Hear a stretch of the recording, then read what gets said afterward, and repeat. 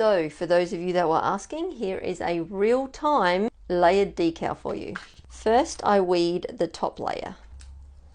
And for those of you who will surely ask, this vinyl is called Cobblestone Gold, and it's from Tech Wrap Craft.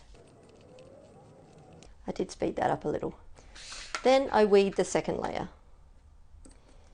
So if you're looking to know how to do this in Design Space, I do have a tutorial on my YouTube channel, which you can find a link to in my bio. I'm going to put a transfer tape on the top layer.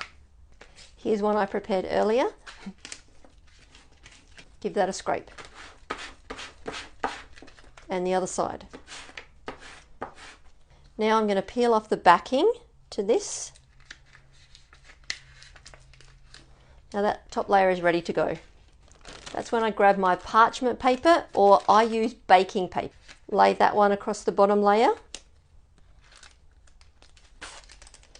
And then we're just going to line it up so that it perfectly goes on top of the other one. Once it's lined up, press the top little bit that you left without the parchment paper on. Gently pull out the parchment paper. And slowly press it down.